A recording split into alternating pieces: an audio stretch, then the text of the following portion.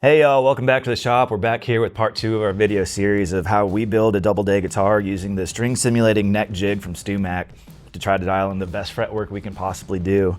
And we're gonna try and beat the PLEK with the fretwork we've got on this one. We've got the body all wrapped up here. We just hand wound some pickups, got this installed, this beautiful satin nitrocellulose black finish. Neck's got the same satin nitro finish on the back. So the next steps will be to go ahead and put this back on the neck jig under string tension and do the same process we did before with the fretboard leveling, but do to the top of the frets to get the frets all even and the same height and level as the fretboard itself. So let's go put it back on the jig and I'll meet you over there.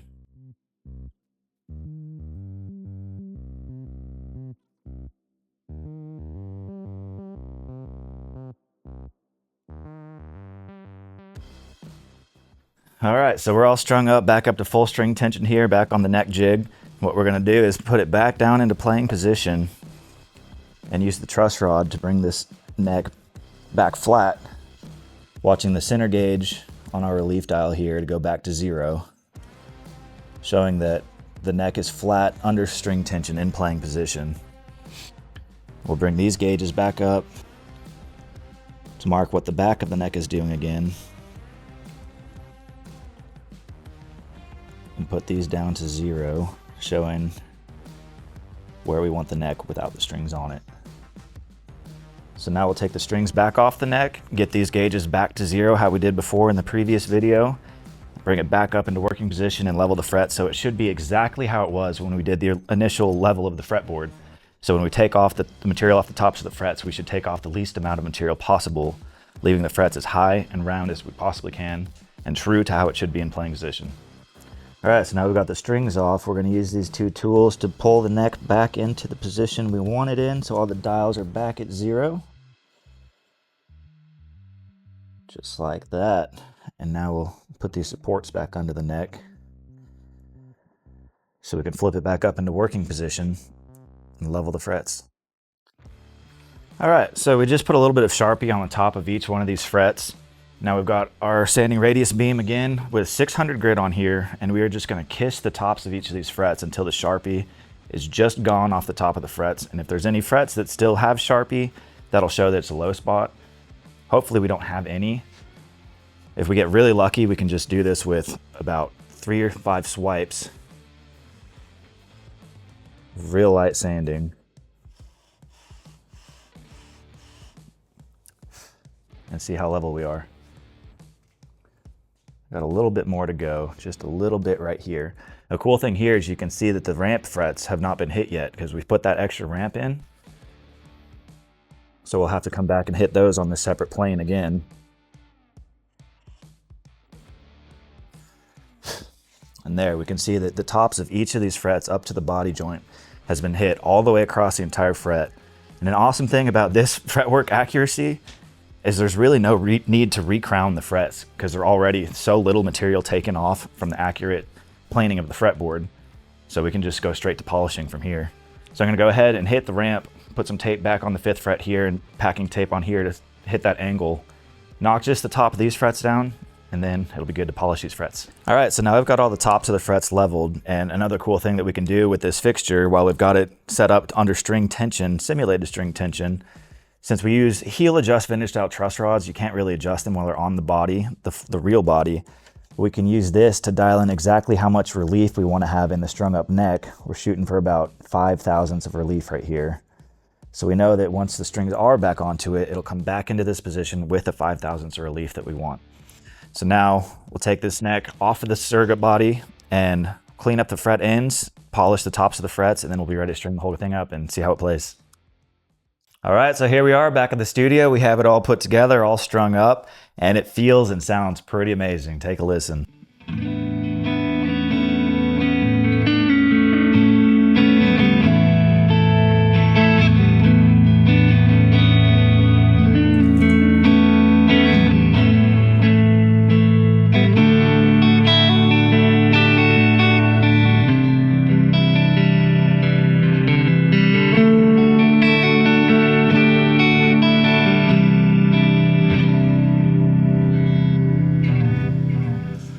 So all we have left to do now is take this over to Straight Frets and have Danny Shoemaker put this on his PLEK machine so we'll get a readout, a scan of the frets, and see just how well our build process really does work. See you over there. All right, y'all, so we're here at Straight Frets in South Austin, Texas. We're gonna go see Danny. He's got the PLEK machine in here. We've got the Broadwing ready to go. Let's go inside and see what Danny's up to. How's it going, Danny? Hey, how you doing, Walker? Check this thing out. Good to see you, brother. For you. Yeah, man. Look at that. Ooh, lovely. So we want to get a PLEK scan on this thing to see how our string simulating neck jig works. Excellent. Yeah, your fretwork is always excellent, man. Some of the finest fretwork we've ever seen, actually. So it'll be really interesting to see what that looks like. It already looks fantastic, I can tell. So tell me about this guitar. So this is a one-piece Paulownia body with just a real thin satin nitrocellulose finish, nice figured roasted maple neck with the Madagascar rosewood fretboard. And we've got our own maple fret markers on there. It's got stainless steel side dots. I hand wind all my own pickups, so it's got classic Doubleday sound. Excellent. Well, let's go on back to the PLEK and we'll see what it's doing. Perfect.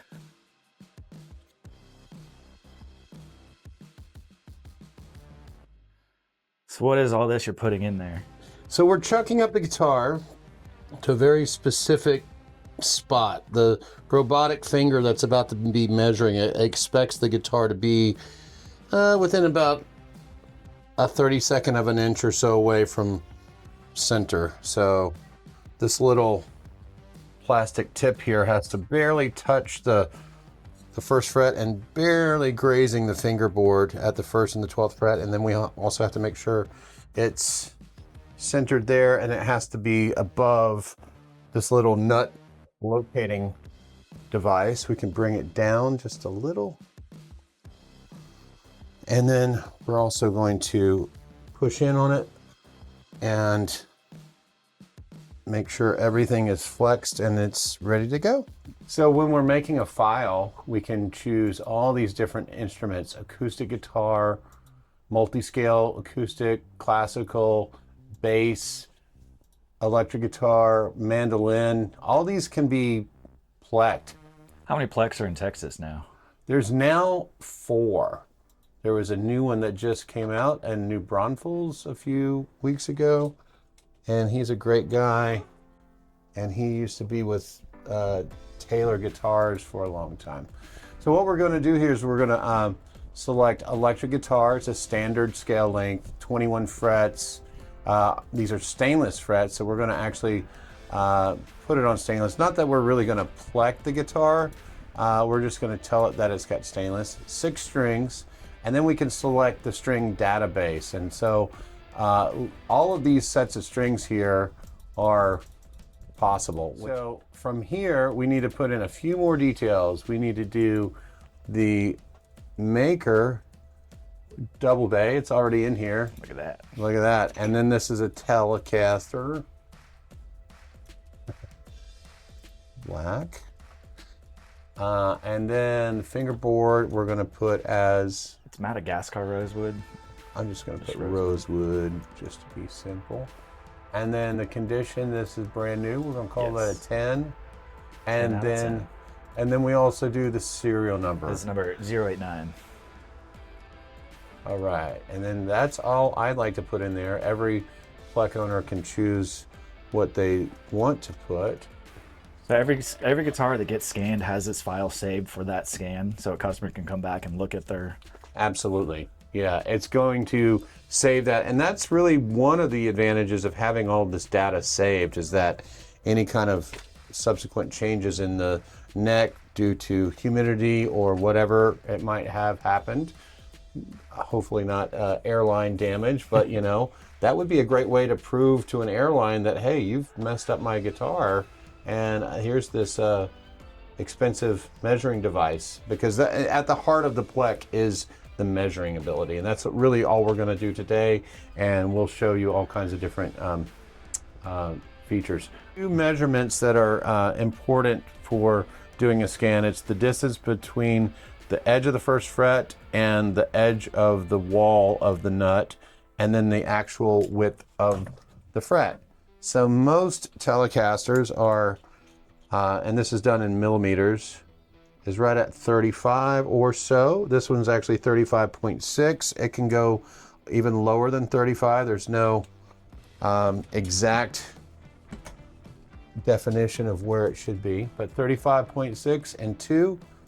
All right, save current data, yes. So what we're gonna do now is do a measurement. At this point, it is measuring the scale length to make sure that that initial number that I put in was indeed correct.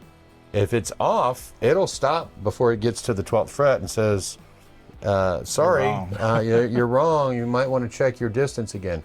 Now it's going to probe for the strings down at the bridge, and it's going to find each and every string, and it's not only measuring the width of the string, but it then goes in and touches it to find out where exactly it exists in a three-dimensional spot, or three-dimensional space, I guess I should say. And then it's now going to scan for the bass strings. It's also going to do all of this at the nut, and then it's going to fall off the edge of the fingerboard at the 1st fret on the treble and the bass side, and then the same thing at the 10th fret. At that point, it'll know where the neck is, and it'll be able to scan the pathway of each string because it doesn't have an eyeball. So right now it's just checking where the strings are, not where the frets are. Right. It needs to know exactly where the strings are, and So it's also measuring the height of the string. Like it'll let us know what the action is after it calculates the height of the fret. So it's going to calculate an incredible amount of data. I'll show you some of the extra screens of data it's collecting. Awesome. If you were to collect all of this data per guitar, you would probably be sitting there for an extra 2 hours just collecting data. It is ridiculous. And now it falls off. So it knows where the string is already.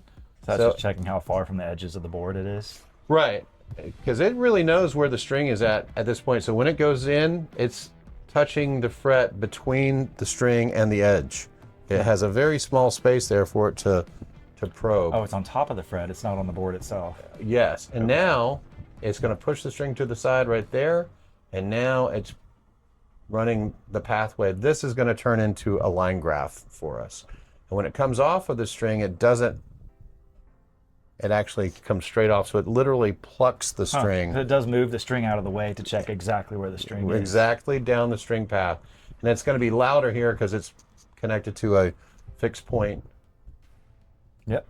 And so there's this word called plectrum, what you probably have heard. It's an old Latin term from centuries ago, and it's either a pick or a tortoiseshell or a feather. Strumming device. Any strumming device. Your fingernail is a plectrum. Well, this probing finger has never changed since its initial inception in 2000 when this machine and this technology came out. So it's always plucked the string like that. So they took the word plectrum and reduced it down to PLEK. And that's kind of a smart thing. I mean, what else are you going to call this machine? Yeah. It's kind of a difficult thing to come up with a name. So I think that was pretty inventive.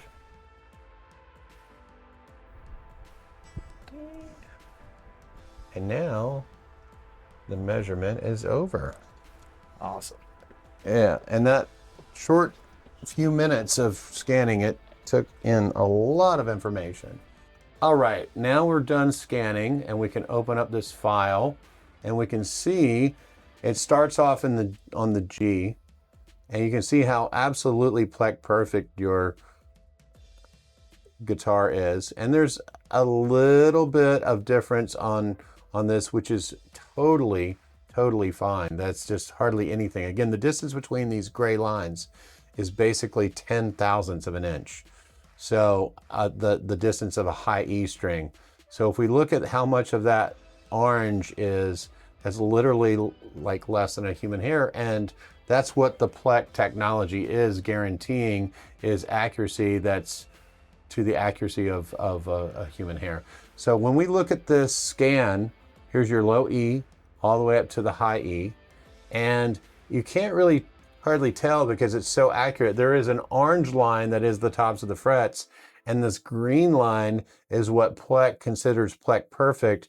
And if there was these little triangles that would look like this around any of these notes, they would be considered buzz values.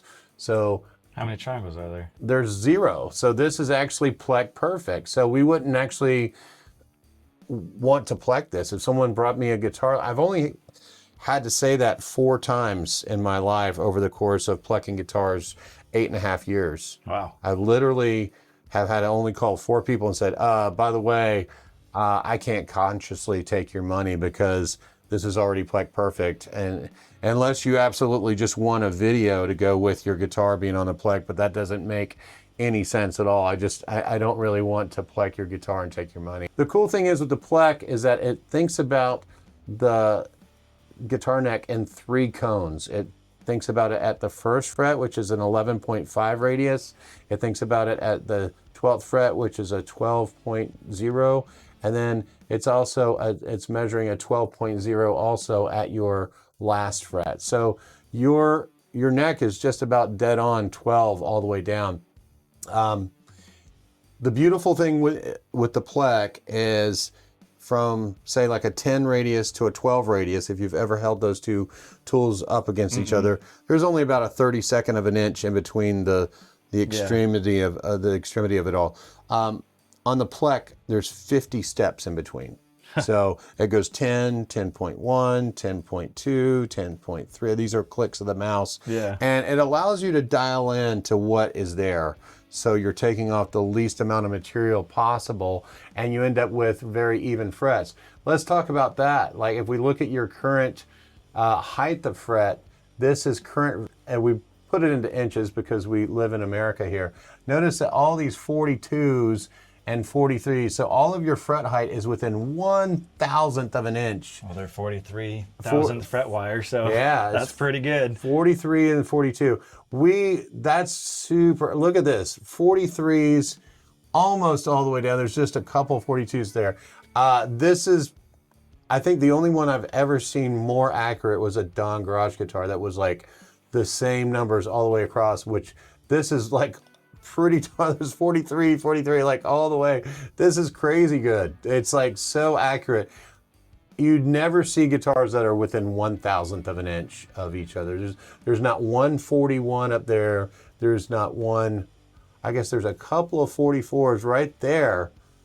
But still, I mean, this is as even a fret wire as you can get. Even when we do fret jobs, they're usually 2, sometimes 3,000 difference. So would you say that this build process that I'm doing for fretwork and fretboard leveling is effective? I think it's like, I think it's safe to say that people can indeed do PLEK accurate fretwork by hand, and you're a really good example of that. I don't think that a lot of people that argue, oh, I can do just as good or better than a PLEK job by hand, they're not realizing that I don't think you can do better. I think this is definitely as good as a PLEK could get, but it has to do with the build process to, especially the board prep work, to make sure that your fretwork is nice and even and beautiful.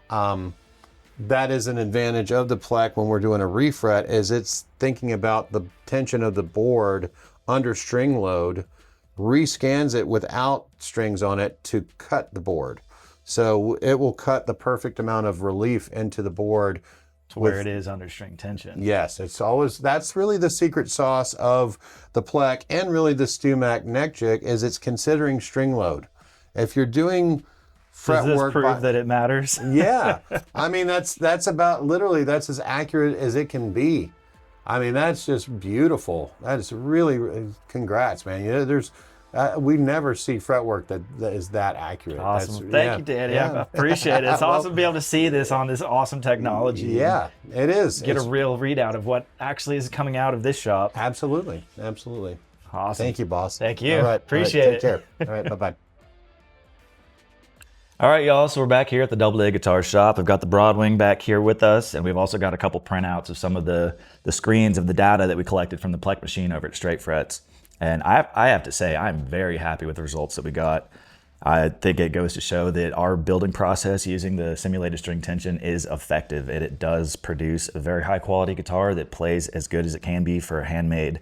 I will say we didn't beat the PLEK machine, but this is as good as it gets for doing it by hand. Some of the most informative information that we got, I think, is the fret heights of each individual fret along the board. The numbers were 42 and 43 thousandths of an inch, and the fret wire that we used is 43 thousandths of an inch starting height.